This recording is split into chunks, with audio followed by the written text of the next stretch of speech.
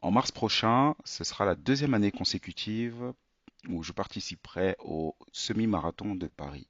Alors, c'est un challenge personnel, moi qui suis sportif et qui pratique un certain nombre de disciplines et qui suis plutôt régulier dans mes performances.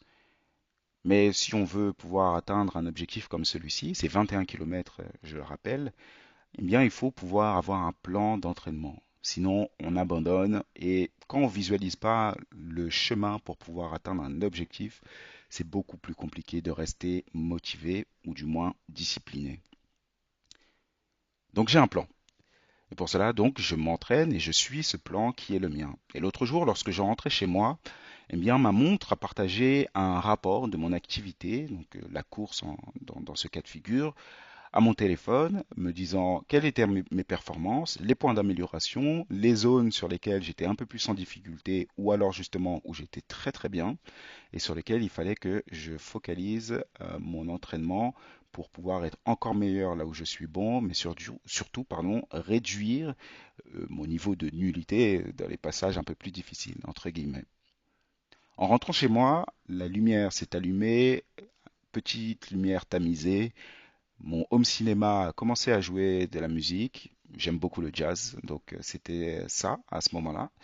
Et mon réfrigérateur également m'a envoyé une notification, une recette en fait de cuisine par rapport à ce que j'avais dans mon frigo et surtout pour pouvoir répondre à tous les besoins, tous les apports dont j'avais besoin pour pouvoir suivre ma diète correspondante justement à l'effort que j'avais produit juste avant.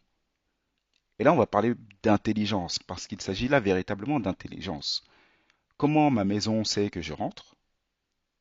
Comment la lumière sait quelle lumière pourrait me mettre dans une bonne atmosphère? Quelle musique jouer? Comment mon réfrigérateur peut me proposer une recette? Et en particulier, une recette correspondant aux ingrédients que j'ai dans mon frigo, dans mon congélateur, les épices également. C'est pas magique.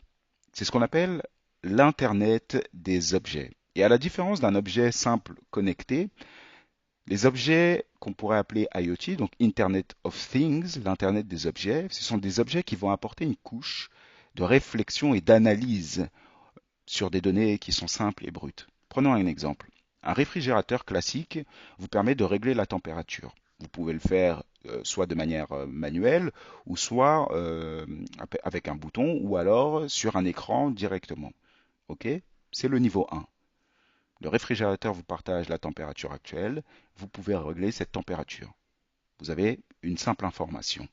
Niveau 2, votre réfrigérateur, en plus de pouvoir vous partager la température actuelle et pouvoir la régler, vous envoie une notification, par exemple, pour vous révéler eh bien, qu'il y a un souci, que le réfrigérateur, que la porte est peut-être encore ouverte ou mal fermée. OK. Niveau 2, vous avez une information et vous recevez cette notification. Très bien. Mais il n'y a pas encore d'intelligence véritablement. On va parler d'intelligence lorsque, je vous l'ai dit précédemment, il y a une analyse qui est produite et surtout qu'il y a une action. Dans le cas de figure que j'ai présenté tout à l'heure, le réfrigérateur scanne et analyse ce qui se passe dans mon frigo, ce qu'il y a, et derrière, au-delà de me produire une simple information, produit une recette de cuisine.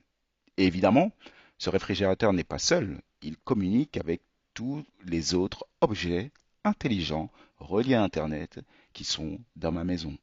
Lorsque j'arrive à la maison, la lumière sait que j'arrive, détecteur de mouvement, s'allume, lumière tamisée, le jazz se met en route, etc., etc.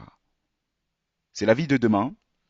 Beaucoup d'entreprises utilisent déjà ce genre d'équipement, notamment dans les usines, et je crois que beaucoup d'entre vous commencerez de plus en plus à utiliser ces objets. La montre, on l'utilise déjà, le téléphone, et bientôt ce sera votre maison. Prenez soin de vous, prenez soin de vos données, et à bientôt. Ciao.